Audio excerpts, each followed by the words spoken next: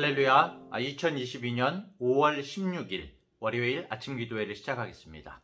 오늘도 하나님의 귀한 말씀을 묵상하고 함께 기도함으로 복된 하루를 시작하는 우리 성도님들 되시기 바랍니다. 오늘 하나님의 말씀은 구약성경 사무엘상 5장 1절부터 12절까지의 말씀입니다. 블레셋 사람들이 하나님의 궤를 빼앗아 가지고 에베네셀에서부터 아스돗에 이르니라. 블레셋 사람들이 하나님의 궤를 가지고 다곤의 신전에 들어가서 다곤 곁에 두었더니 아스돗 사람들이 이튿날 일찍이 일어나 본즉 다곤이 여호와의 궤 앞에서 엎드러져 그 얼굴이 땅에 닿았는지라. 그들이 다곤을 일으켜 다시 그 자리에 세웠더니 그 이튿날 아침에 그들이 일찍이 일어나 본즉 다곤이 여호와의 궤 앞에서 또다시 엎드러져 얼굴이 땅에 닿았고 그 머리와 두 손목은 끊어져 문지방에 있고 다곤의 몸뚱이만 남았더라. 그러므로 다곤의 제사장들이나 다곤의 신전에 들어가는 자는 오늘까지 아스돗에 있는 다곤의 문지방을 밟지 아니하더라. 여호와의 손이 아스돗 사람에게 엄중히 더하사 독한 종기의 재앙으로 아스돗과 그 지역을 쳐서 망하게 하니 아스돗 사람들이 이를 보고 이르되 이스라엘 신의 궤를 우리와 함께 있지 못하게 할지라. 그의 손이 우리와 우리 신 다곤을 친다 하고 이에 사람을 보내어 블레셋 사람들의 모든 방백을 모으고 이르되 우리가 이스라엘 신의 궤를 어찌하랴 하니 그들이 대답하되 이스라엘 신의 궤를 가드로 옮겨가라 하므로 이스라엘 신의 궤를 옮겨갔더니 그것을 옮겨간 후에 여호와의 손이 심히 큰 환란을 그 성읍에 더하사 성읍 사람들의 작은 자와 큰 자를 다 쳐서 독한 종기가 나게 하신지라. 이에 그들이 하나님의 궤를 에그론으로 보내니라. 하나님의 궤가 에그론에 이른즉 에그론 사람이 부르짖어 이르되 그들이 이스라엘 신의 궤를 우리에게로 가져다가 우리와 우리 백성을 죽이려 한다 하고 이에 사람을 보내어 블레셋 모든 방백을 모으고 이르되 이스라엘 신의 궤를 보내어 그 있던 곳으로 돌아가게 하고 우리와 우리 백성이 죽임 당함을 면하게 하자 하니 이는 온 성읍이 사망의 환란을 당함이라. 거기서 하나님의 손이 엄중하심으로 죽지 아니한 사람들은 독한 종기로 치심을 당해 성읍의 부르짖음이 하늘에 사무쳤더라. 아멘. 사무엘이 성전에서 하나님의 사람으로 자라나게 되었고 또 사람들도 모두 사무엘의 말에 귀를 기울이게 되었습니다. 하지만 아직까지는 사무엘이 본격적으로 이 사사로 나서기 전이었고 엘리 제사장과 그 아들들이 이스라엘의 사사로 세워져 있는 그런 상황이었습니다. 바로 그 무렵에 이스라엘이 블레셋 민족과 커다란 전쟁이 시작되게 되죠.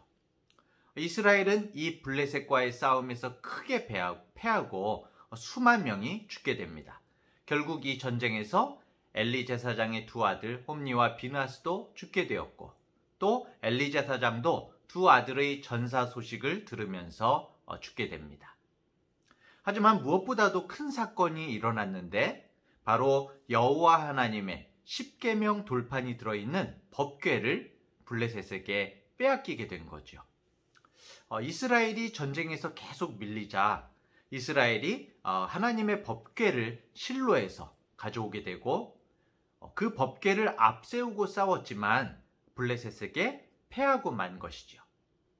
법궤는 하나님의 임재와 도움을 뜻하는 귀중한 물건인데 그 법궤를 빼앗겼으니 어떻겠습니까? 이스라엘이 받은 충격이 엄청난 것이었죠.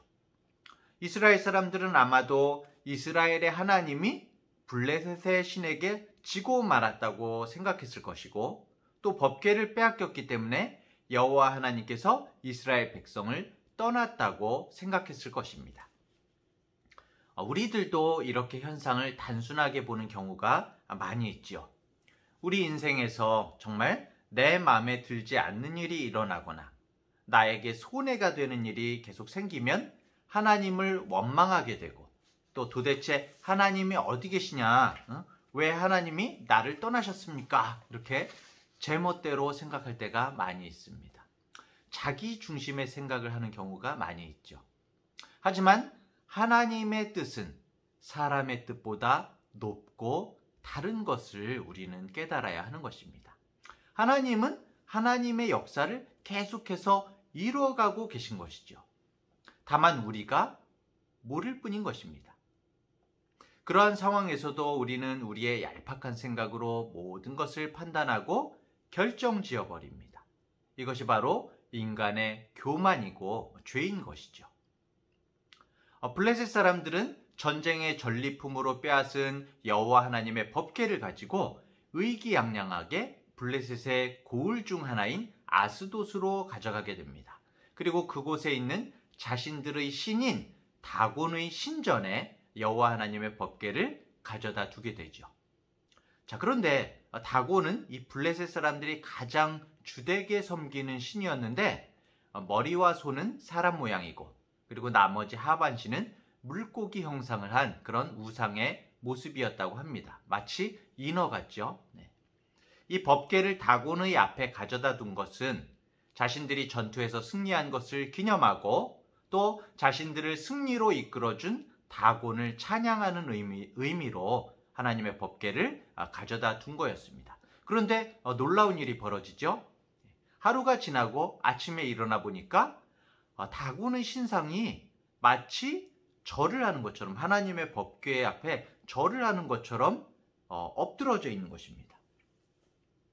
깜짝 놀라서 다곤의 신상을 똑바로 이렇게 세웠는데 그 다음 날이 되니까 다시 신상이 엎드러져 있고 이번에는 일으켜서 복구할 수 없을 정도로 신상의 머리와 두 손목이 끊어지고 몸뚱이만 나뒹굴고 있었다고 나와 있습니다.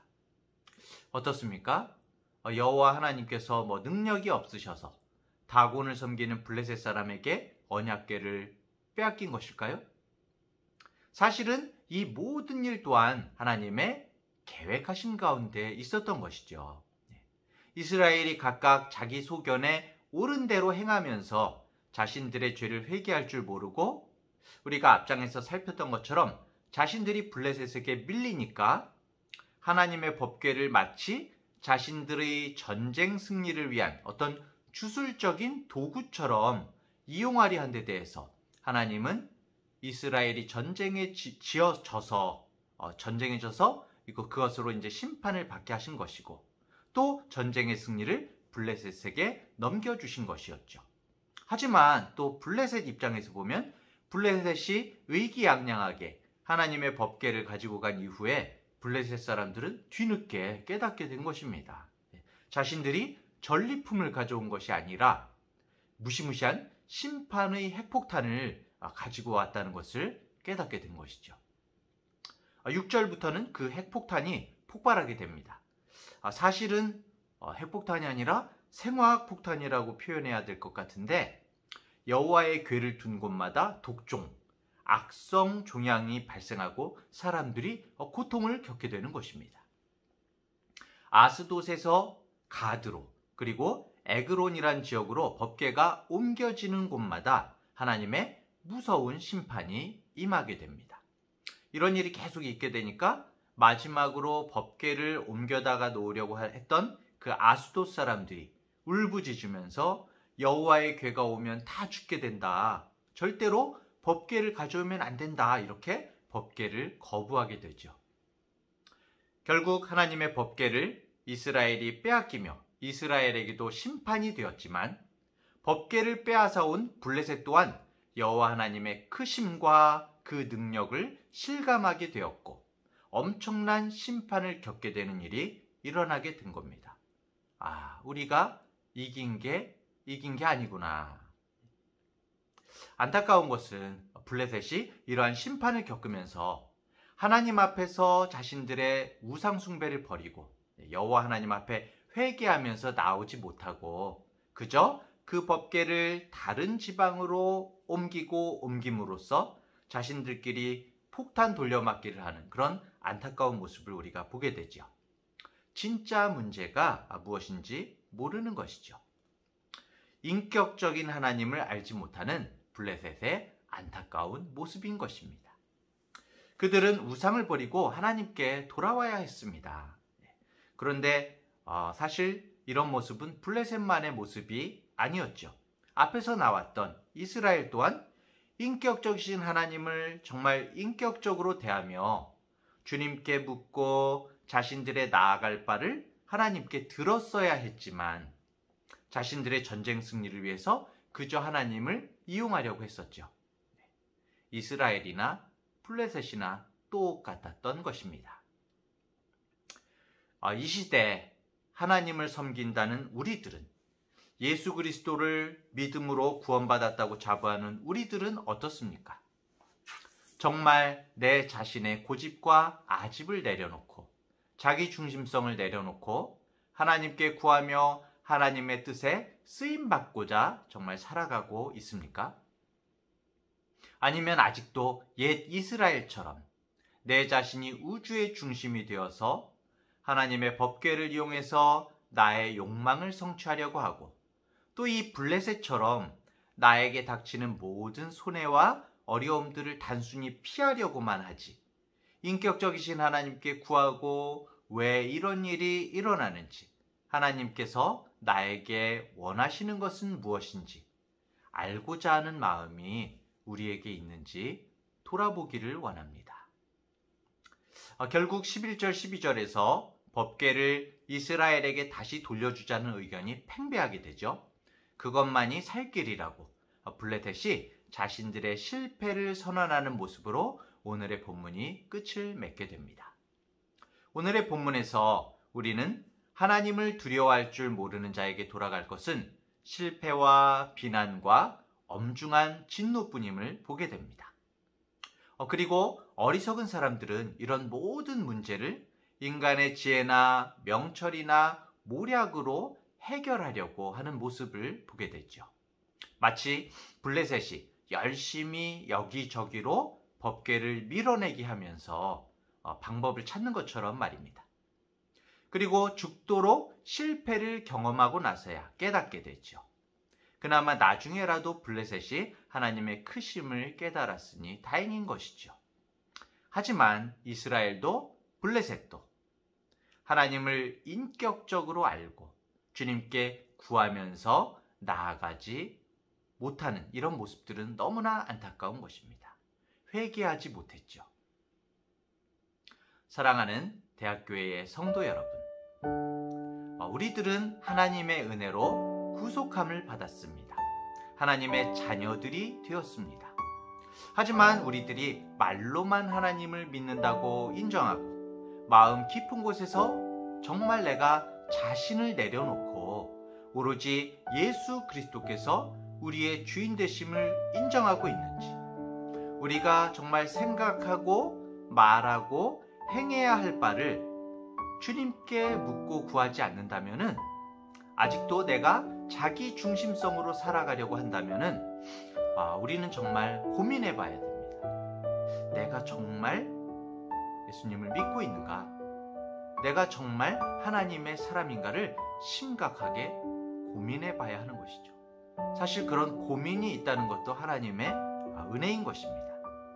인격적이신 주님을 우리가 인격적으로 만나지 못했다면 하나님 만나기를 전심으로 구해야 하는 것입니다. 오늘 하루도 정말 주님의 말씀을 따라 성령님과 함께 믿음의 삶을 살아가는, 인격적이신 하나님과 더불어 살아가는 우리 복된 성도님들 되시기를 간절히 축원합니다. 기도하겠습니다. 하나님 아버지, 감사합니다. 우리가 주님을 믿음으로 하나님을 알고 하나님의 자녀로 주를 섬기는 귀한 그리스도인 되게 하신 것을 감사를 드립니다. 하지만 우리가 믿음이 있노라고 하면서도 하나님 말씀보다 나의 생각이나 소신을 따라서 자기 중심성으로 살아가려 할 때가 너무나 많음을 고백합니다. 아직도 나의 욕망을 위해 하나님의 이름을 남발하는, 우리 속에 서슬퍼렇게 남아있는 인간의 죄성을 깨닫게 됩니다. 주님, 우리를 긍휼히 여겨주시옵소서. 언제나 하나님 말씀 앞에 엎드릴 줄 아는 믿음의 사람들이 되게 하여 주시옵소서. 인격적이신 하나님을 만나기를 원합니다. 주님의 음성을 듣기를 원합니다. 사람의 생각을 버리고 하나님을 기쁘시게 하고 이웃을 사랑하며 믿음으로 나아가는 믿음의 사람들이 되게 하여 주시옵소서. 감사드리며 예수님의 이름으로 기도합니다. 아멘.